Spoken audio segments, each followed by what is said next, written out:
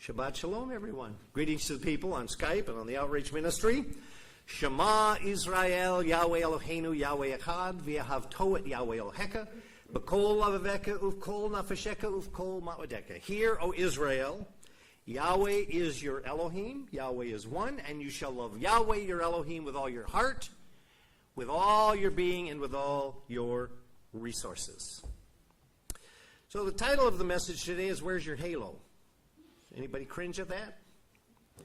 Anybody wearing one? The second chapter of C.J. Coster's book, Come Out of Her, My People, deals with what he calls the components of sun worship that have been adopted by the vast majority of the earth's population. Primarily he's talking about Christianity, but it goes beyond Christianity.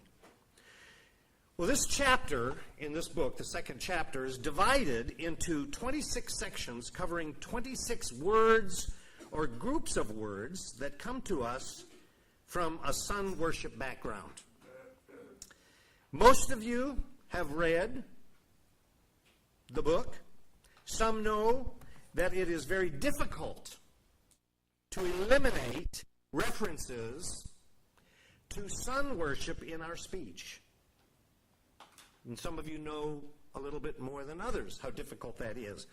And some of you have been working at this for 10 years or longer, and some of you haven't even been working at it for 10 months. So probably for the people who have been working only 10 months or less, it's even more difficult than it is for the people who have been working at it for over 10 years. We're particularly concerned that we do not violate, in these words, in these terms, the Torah commands that we find in Deuteronomy chapter 12 and verse 3. Deuteronomy chapter 12 and verse 3.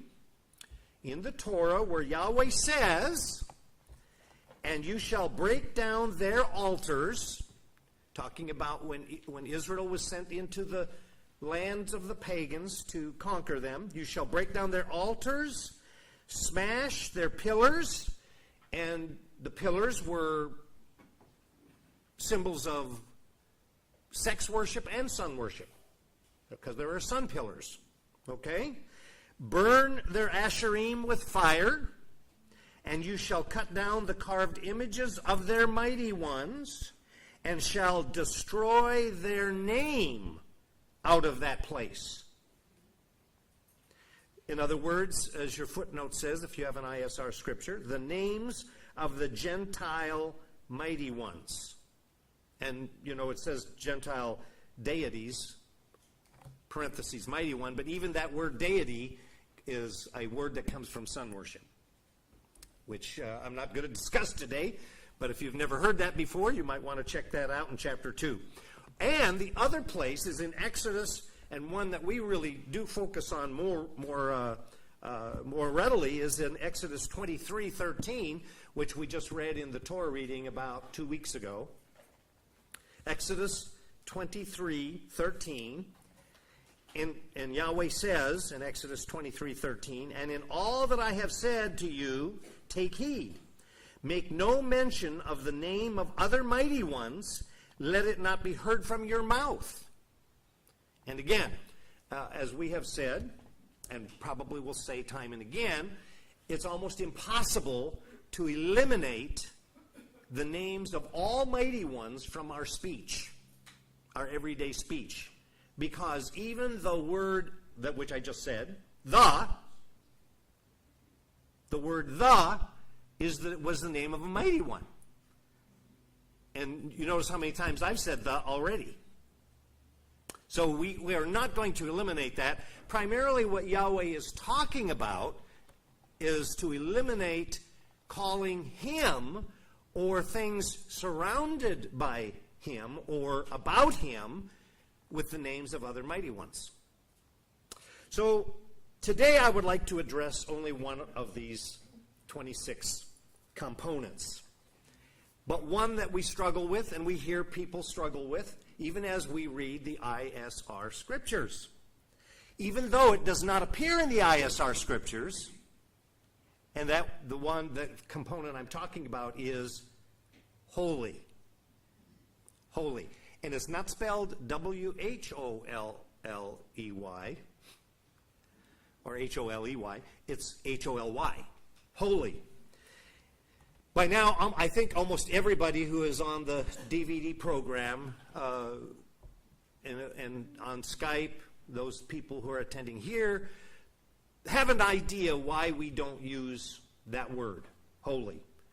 When we come to the ISR scriptures, the word is set apart. And some people have an objection to set apart because there was an Egyptian, pagan Egyptian sun god, if you will, by the name of Set or Seti.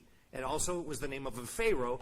And of course the Egyptians deified, if I might slip that word out here, their pharaohs. So the word set apart is not a preferred translation or substitution, if you will, of the word holy, which I will be using several times in this message because it's necessary for the explanation. I will avoid it at some time. But anyway, that's a struggle. And so those of you who are on our Wednesday night studies, and perhaps some of you who hear people read from the Torah, you will find that people stumble a little bit at that word, even set apart. And set apart is always an English translation that is equivalent to what the Christian called holy, but it is from the Hebrew kadosh. Pardon me just a second. I will bring this word down here. Can the people on the Skype see this? Oh no, they don't have video, do they? They only have sound. Oh, do they have video today? Does this appear on the camera? Is it too? Oh, is it too small? I tried to. I doubled it so that it's Kof, Resh, Shin. And to make it a shin, I guess I should put the dot up here. You mean Dalet? Dalet. Yeah, Dalet. Kof, Dalet, Shin, Kadosh. We know it as Kadosh. And so sometimes when you hear people reading and they come to set apart in the ISR scripture, they will read Kadosh. Right? Y'all recognize that? All right. Okay. The struggle is the concept embodied in this word holy that we're talking about. Most of us have just heard that this word is the name of a pagan mighty one, right? It's spelled differently, H-O-L-I. And sure enough, if you check in, the references that they make in the Come Out of Her, My People, Job's Dictionary of Mythology, Folklore, and Symbols, and let's see, does he have, the Forlong's Encyclopedia of Religions, you will find that H-O-L-I, but pronounced holy, spelled differently, but it's pronounced holy, that's what proceeds out of your mouth, was not actually a G-O-D, mighty one, but a mighty one in the sense that it was a demon. It was the name of a Hindu demon who, as the folklore goes, attempted to kill the infant son of the Hindu sun god, Krishna. Most of you have heard of Krishna. I don't think you've studied Hinduism very much, but hopefully you haven't. But maybe a little bit when you were reading this information about this pagan demon, holy. It was a female, too, by the way. It was a female. So, to many, this is enough. This is enough information to avoid using this word, H-O-L-Y. But the sun connection goes further, as the word H-O-L-Y is associated with other sun worship words like helios, halo. Thus, the title of the message today, where's your halo? Heil. In German, heilig. Heilig is the German word for holy. And Heil was the actual deity. And so along comes, a dictator in Germany, and so you got Heil Hitler. That's the word. Holy Hitler. Ew. That's pretty disgusting, isn't it? So up pops the imagery in Christendom of halos and light rays around the heads of saints and holy people, right? How many of you have viewed Christian art where you see saints and holy people pictured with either halos or rays like protruding from their head? There's even a picture of Moses in Christian art that shows, because it says he had horns, it shows rays of light coming from his head, because that's the concept of holy. So in Christianity, holy means, and here's something that we have to fight about with our imagery. Holy means this is associated with piety and pious. And of course, to those of us that were in Catholicism, pious is a kind of a bad word because there are so many popes that were named Pius. And they were anything but pious. But pious, has this ethereal, which means, spiritual, has this spiritual concept. Okay? So can you put yourself in touch with that? How you felt about this word holy? Whenever you heard the word holy, it was kind of a mystical, ethereal, heavenly, spiritual word. Fitting for a saint, right? But let me show you that this is not what the word kadosh conveys.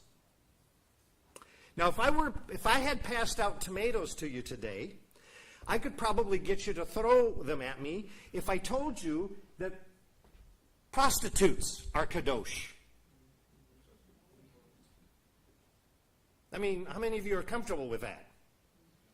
Homosexuals, sodomites are kadosh. You realize that? And Yahweh is kadosh. What's up with that? How do they fit in the same category? If this word kadosh means what the Christian concept of holy carries with it. Would you say holy sodomite? Holy prostitute? Now they would say holy God, wouldn't they? But the way they're using the word, they could just as well say holy sodomite, holy prostitute. I'll show you that in Deuteronomy chapter 23. Deuteronomy chapter 23 and verse 17. You don't have that in your notes, even if you have notes, so you might want to turn there. Deuteronomy 23, 17. You know, this is Torah, and this is a statement in Torah. It says, none of the daughters of Israel is to be a cult prostitute. The Hebrew word there is kedeshah, which is from this word, kedeshah. So this word can, with certain vowel pointing, mean a cult prostitute. And then it says, nor any of the sons of Israel be a cult prostitute. That's the word for a sodomite. And I think that's how it's translated in the King James. None of the sons of Israel are to be kadesh. Kadesh. Same word. So this is not the way people have the concept in their head about holy is not what is conveyed by this word in Hebrew, kadosh. Kadosh, kadesh, kadash, kadashah. That's not what it refers to. Okay? And neither does the Greek equivalent hagios. It does not have the same meaning as pious, anything. So what does it mean? Where would you go in Scripture to find a definition of kadosh? Where would you, anybody have any idea where you'd go to find a definition? Well, after today, you'll have a place to go to find a definition of kadosh. This is one of the places, Deuteronomy 23. But that's not the kind of definition you want, is it? Not on the surface anyway. In Isaiah 66 and verse 16, here's another place which shows you a negative use of the word kadosh or kadash. Isaiah 66 and verse 16.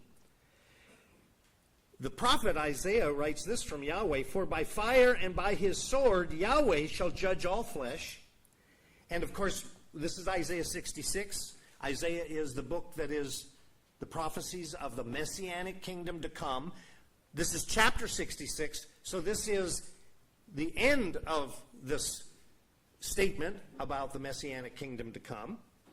By fire and his sword Yahweh shall judge all flesh, and the slain of Yahweh shall be many. Those who set themselves apart. Kadesh. And I always had a little bit of a problem with reading this, because I thought, well, if they set themselves apart, it's hard to separate that idea of piety from that. But look at what it says. And cleanse themselves at the gardens after one in the midst, eating flesh of pigs, and the abomination and the mouse are snatched away together, declares Yahweh. So the set apart here is not talking about people who are pious, is it? It's in the same category as those who eat pig and the mouse. But it's the same word. So we have a hint here of a definition, just a hint. And in this case, it has negative connotations because of the context that's used. All right?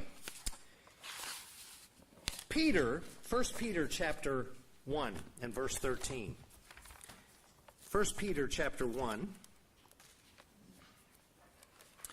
and verse 13. Let's see what Peter has to say here.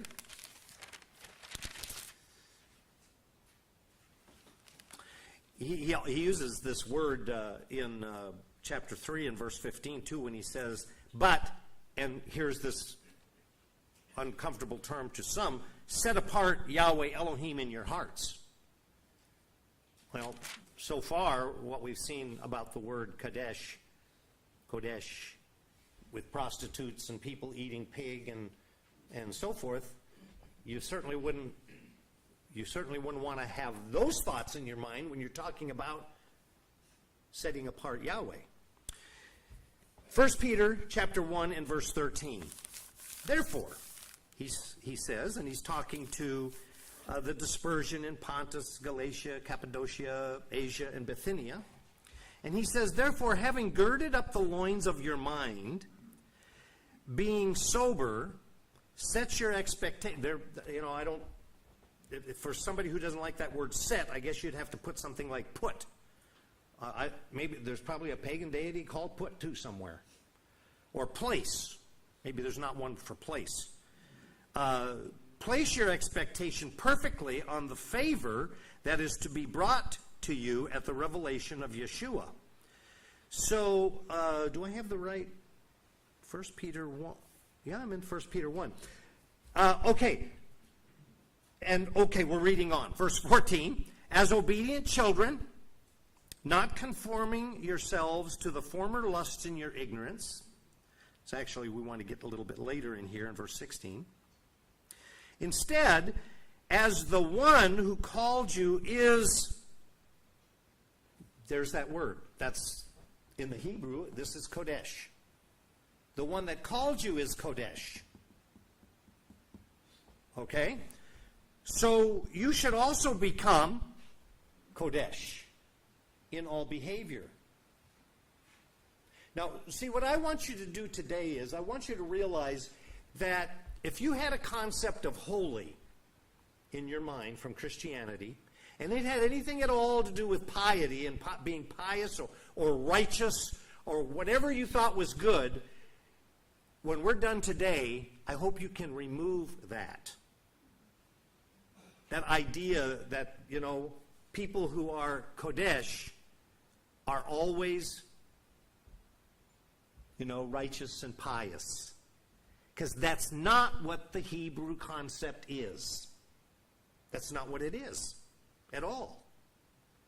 Even though there is none more righteous than Yahweh. And Yahweh is Kadosh.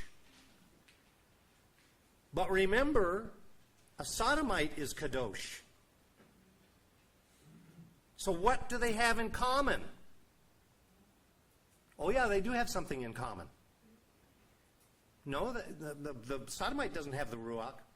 They don't have the Ruach in common. See, and that's what I want you to get today is what does a sodomite have in common with Yahweh? And you don't want to throw tomatoes at me for insinuating that. There, I got you thinking, don't I? I've got you thinking. And the word set apart really has it. The word set apart has it. And if you don't like the word set apart, try the word separate or separate. Separate. Is a sodomite separated? Yes. Is Yahweh separated? Yes. That's what they have in common. And you see, it's hard to get that concept because we don't want to put them in the same basket. But we're not talking about Yahweh per se or a sodomite. We're talking about this word Kodesh. Separated. How is a sodomite separated?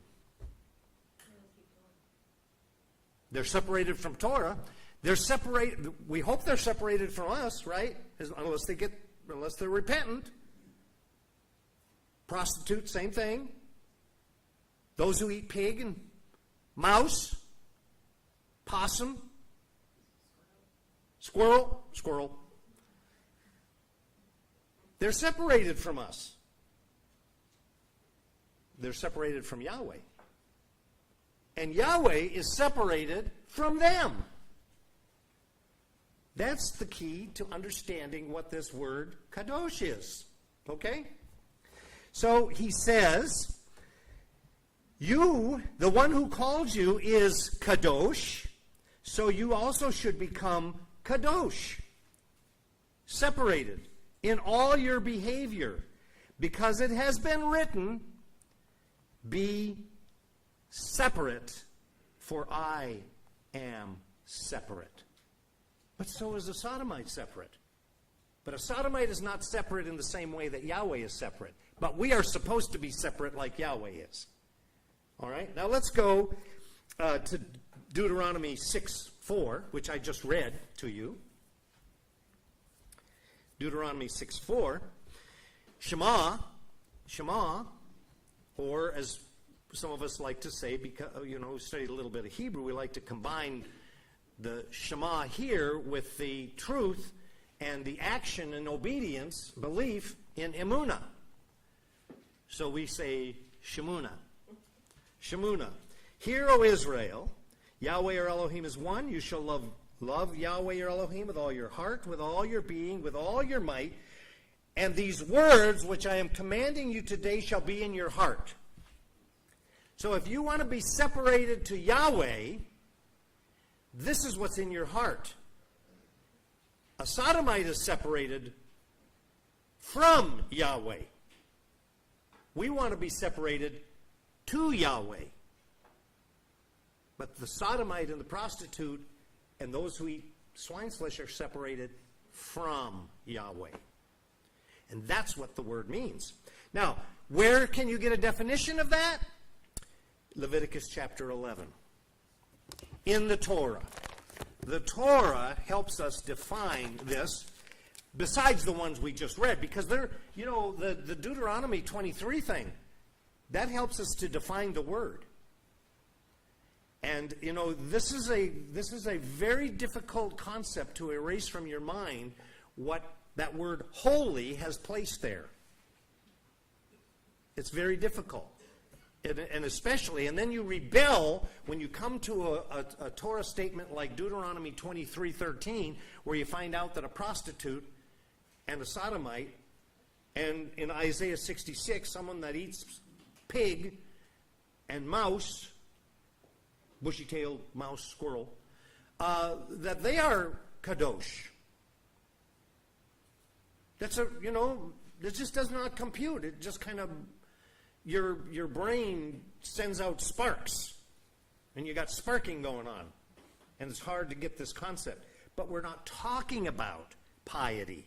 We are talking about righteousness in a way when we are kadosh to Yahweh, but we could be talking about non-Torah, non-righteousness, because you could be separated to that too. So in Leviticus 11 and 44. Leviticus 11. Everybody knows what that chapter is all about, right? It's the trouble with the people in Isaiah 66 who are eating pig and mouse. Because of Leviticus 11 and Deuteronomy 14, we could go there too, but here's a good one. Leviticus 11 tells us what foods are proper to eat if we are going to be set apart to Yahweh. So it does have something to do with your diet, all right? Leviticus 11:44. Yahweh gives all of this information about what you can eat. You can't eat pig, you can't eat ostrich, you can't eat buzzard, but then it tells you what you can eat, what is clean and what is not clean. And the reason for all that, most people think it's because it's just unhealthy to eat those things. Well, it might be true that it is unhealthy to eat some of those things, but that's not why. That's not the primary reason. That's not the reason Yahweh gives. Yahweh gives this reason in verse 44. For I, Yahweh, your Elohim, I am Yahweh, your Elohim, and you shall separate yourself.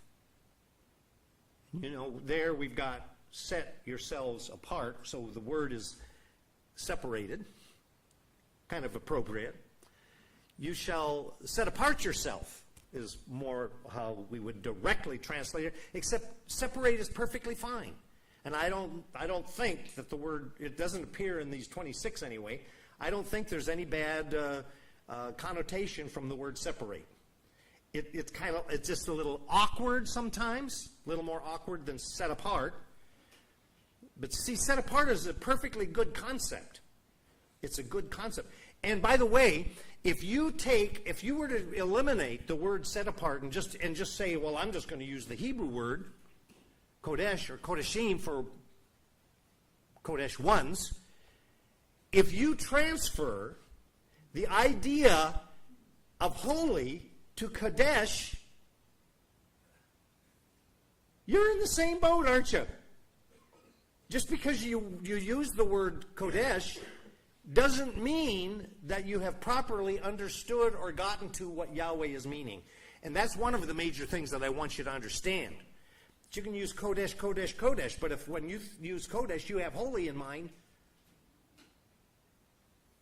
then, that's mental violation, if you will.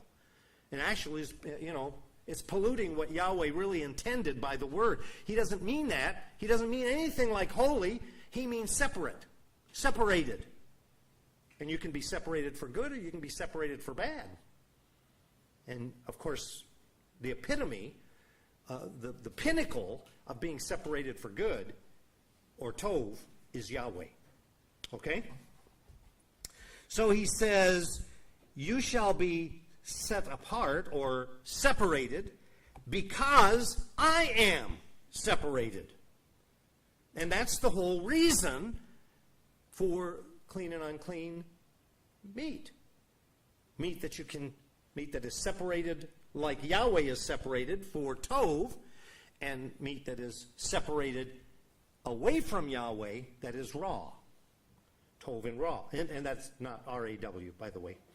It doesn't mean, that as long as you cook it, it's okay. That's not that kind of raw. Raw being evil. Evil. In chapter 19, so there's where you can begin to get a definition of this word, Kodesh, the way it's intended in the Hebrew, the way Yahweh intended it, by reading the whole chapter of the clean and unclean meats.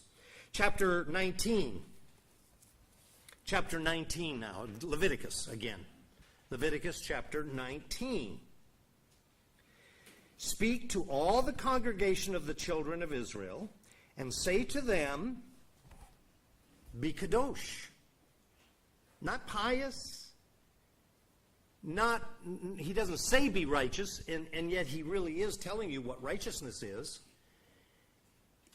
Don't be pious and filled with piety, and have a halo around your head and light streaming from your head. That's not what he's talking about. Erase that. Get rid of that.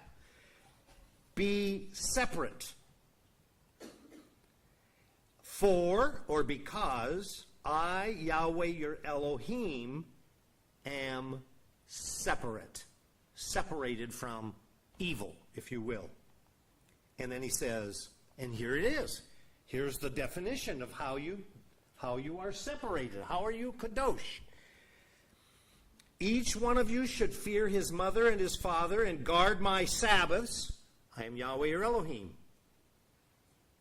Now, I guess we could transfer that and say, well, if you honor your father and your mother and you keep the Sabbath, then you're one of these people who has the halo. But that's not what he's not trying to get you to think that way. This idea, this concept that this word holy carries with it, this mystical, ethereal, is kind of a magical thing, isn't it? And you see, there's no magic in keeping Yahweh's Torah. But it does set you apart. It separates you from those who do not keep Yahweh's Torah. Now that's the subject of this whole chapter. Let's read a few more. Do not turn to idols. Do not make for yourself molded mighty ones. I am Yahweh your Elohim. And when you bring a peace offering to Yahweh, bring it for your acceptance. It is eaten the same day, you slaughter it, and on the next day. And that which is left over on the third day is burned with fire. There's specific instructions that when you do these things, this separates you from those who are not of Yahweh. It doesn't make you pious. It separates you. And he who eats it after the third day, bears his crookedness, because he has profaned the separate offering of Yahweh, and that being shall be cut off from his people. Verse 9, and when you reap the harvest of your land, do not completely reap the corners of your field or gather the gleanings of your harvest. Do not glean your vineyard or gather every grape of your vineyard. Leave them for the poor and the stranger. I am Yahweh your Elohim. So when you take care of the poor, you are separate from those who do not take care of the poor. And that is desirable, and it's laudable as far as Yahweh is concerned, but it doesn't put a halo around your head. It hasn't got anything to do with sun worship. It has to do with being like and gaining the character of Yahweh. Now, for some people, they're going to have a hard time getting rid of that concept of this piety and and these, people that go around with the halos on their head or the sunbeams coming out of their head. But you got to get rid of that, because it's not what the concept in the Hebrew carries. It carries this separateness, being separate. Verse 11, do not steal, do not lie, do not deceive one another. Don't lie to one another and don't deceive one another. So, we have brothers and sisters who come into the assembly, and they think they're part of the assembly. If they're deceiving us and lying to us, they're separate from Yahweh. They're more like the prostitute and the sodomite. Because to be separated to Yahweh, you don't do those things. It doesn't make you pious. It just makes you separate, like Yahweh is separate. Do not oppress your neighbor or rob him. Oh, and I skipped verse 12. And do not swear falsely by my name. You notice it says falsely. We look at the command of Yeshua where he says, swear not at all. Yeshua is not contradicting this statement. What he's telling us there is, if you're going to swear falsely, it's better not to swear at all. But we read Yeshua's statement and we think that he says that he changed this. And now you don't swear by Yahweh's name, and that's what you're supposed to swear by. But if you do it, you better do it being separated to Yahweh and not do it falsely. Yeshua is not doing away with the command in the Old Testament and the Torah to swear by his name. Because you should be able to do that if you're honest. If you're separated to Yahweh and your actions are separated to Yahweh, and the action that you're using in the swearing is separated to Yahweh, you're actually commanded to use his name, to swear by his name.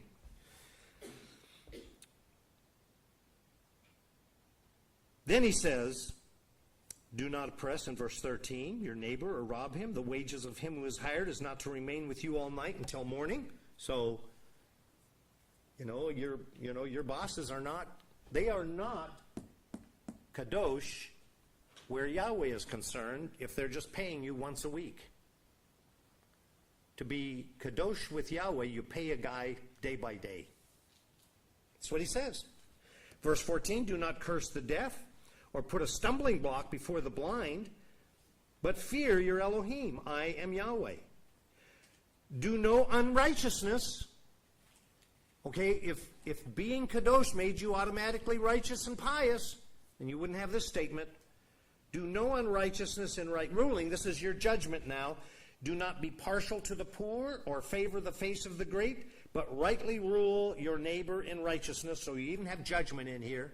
Judgment is being part of set apartness. Do not go slandering among your people. Do not stand up against the blood of your neighbor. I am Yahweh.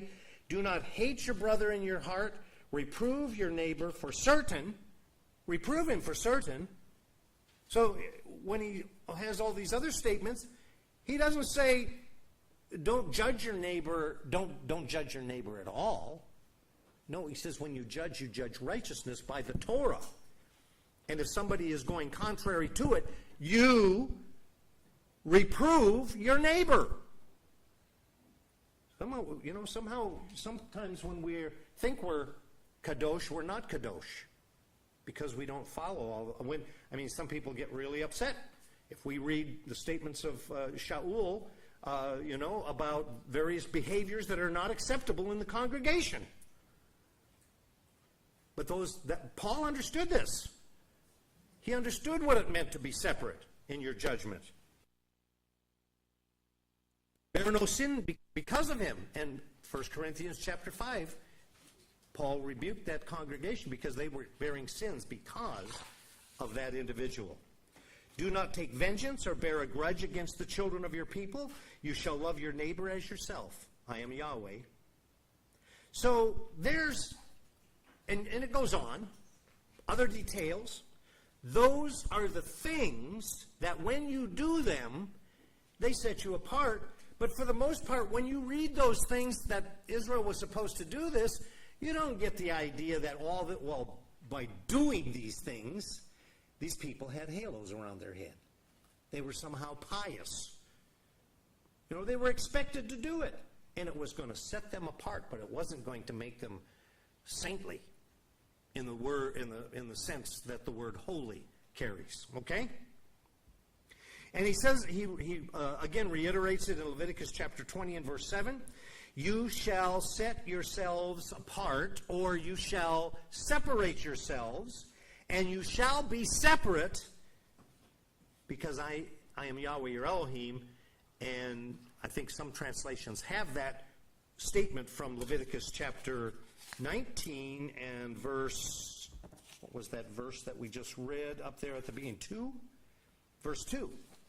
I am Yahweh your Elohim, and I, Yahweh your Elohim, am separate. I am separate. So there's quite a little different concept. Now, with that explanation, are you still offended by a sodomite being kadosh? Or a prostitute? No, because all it means is they're separated. And you sure as heck do want them to be kadosh to you, right? And you want to be kadosh to Yahweh. That's the meaning of the word, separate. Not anything to do with the English translation of this holy. By the way, holy, H-O-L-I, that demon, has a festival in India called the Festival of Colors, which is going on in March, because what else happens in March that has to do with the sun? Yeah, Easter, and that has to do with the sun. But and the reason that's in March is because that's when the sun begins its new cycle. Spring, yeah. It's the completion of the cycle of the sun. So, holy has a lot of sun worship connotations, but not in the sense of kadosh, the way the Hebrew intends it. It has nothing to do with sun worship. So whatever you do, you don't have to be uncomfortable, I don't think, with set apart. But if you are, if you transfer that, see, it's not just, we're not calling Yahweh set. We have a phrase, set apart. So I'm not uncomfortable with set apart. I would be uncomfortable with calling Yahweh set. If we were thinking that we had to call him placed or something and use the word set instead, I wouldn't be comfortable with that. But if you are and you want to use the word separate, I guess you could use placed apart. I don't think lay apart or laid apart would be too good, but just remember, if you want to use the Hebrew, and I think that everybody should understand that when you find set apart in the ISR scriptures, it's a translation of the Hebrew kodesh, some form of the word kodesh, kadosh. If you say someone is set apart, they're kadosh. But it does mean they're separate. It doesn't mean that they're pious. And if you have transferred the idea of piousness to the word kadosh, you are just as guilty as if you were using the word holy, because that's not what it means. Okay? All right. So, being kadosh, separate to Yahweh, is the keeping of and the guarding of the Torah, including the statutes and judgments, which we just saw, that separates you to Yahweh and a kadosh or kodesh life. That's what it means. And that's the end of that message on kadosh. Enough said? Enough said? Any questions, comments?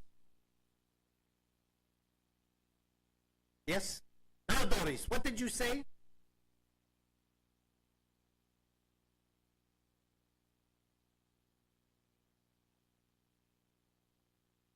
No, I'm saying you shouldn't use it if it carries the same concept that holy does.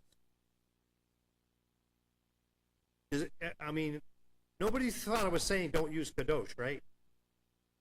I'm saying if you use kadosh and you mean holy, that's not what the Hebrew is. That's not proper. Kadosh means separated. It doesn't mean pious.